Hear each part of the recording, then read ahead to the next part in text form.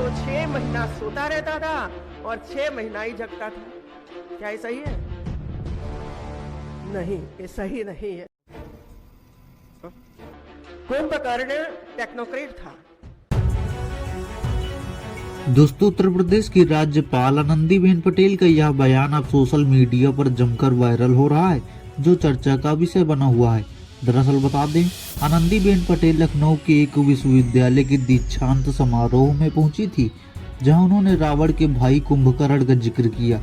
वह कई ऐसे बड़े दावे कर दिए जिससे अब उनकी भारी फजीहत भी हो रही है। दरअसल उन्होंने कहा कि कुंभकर्ण टेक्नोक्रेट था, यानी वह तकनीकी का विशेषज्ञ था।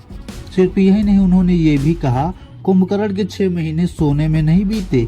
यह बात झूठी है। कुंभकर्ण तो 6 महीना सोता रहता था और 6 महीना ही जगता था। क्या ये सही है? नहीं, ये सही नहीं है। लेकिन दोस्तों, अगर रामायण की माने तो कुंभकर्ण 6 महीने सोता था और 6 महीने जागता था। इसी पर लोग अक्सर ज्यादा सोने वाले व्यक्ति की तुलना कुंभकर्ण से करते हैं। कहा यह भी जाता है कि भगवान श्री राम से युद्ध के समय भी कुंभकर्ण सो ही रहा था, जिसे बड़ी मुश्किल से रावण ने जगाया था। लेकिन सदियों से चली आ रही इन बातों को आनंदीबेन पटेल ने पूरी तरह से खारिज कर दिया है। उनका कहना है कि रावण ने यह अफवाह उड़ाई थी कि उसका भाई कुंभकर्ण 6 महीने सोता था और 6 महीने जागता था, बल्कि कुंभकर्ण तो रावण के निर्देश पर गुप्त तरीके से रिसर्च करके यंत्रशालाओं में यंत्र बनाता था। कुंभकर्ण टेक्नोक्रेट था,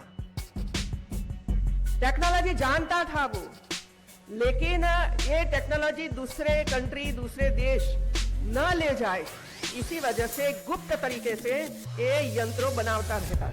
वहीं आनंदीबेन पटेल का यह वीडियो अब सोशल मीडिया पर खूब वायरल हो रहा है, जिस पर लोग तरह तरह की प्रतिक्रियाएं दे रहे हैं। कांग्रेस प्रवक्ता सुप्रिया श्रीनेत ने कहा, यह गूढ़ ज्ञान विश्वविद्यालय के छात्रों को दीक्षांत समारोह में दिया जा रहा है। इतिहासकार अशोक कुमार पांडे ने कहा, किस किताब में लिखा है यह अद्वितीय? यह महान सत्य तो पीएन ओक ने भी उद्घाटित नहीं किया। इस महान शोध के लिए आदरणीय को तुरंत पीएचडी और डीलिट साथ में दिया जाना चाहिए कि नहीं? एक अन्य यूजर ने कहा, आप टेक्नोलॉजी के जनक के तौर पर कुंभकर्ण को पेटेंट करवा देंगे। यूपी की गवर्नर की स्पीच तो एआई चैटबॉट से भी ज्यादा क्रिएटिव हो रही है।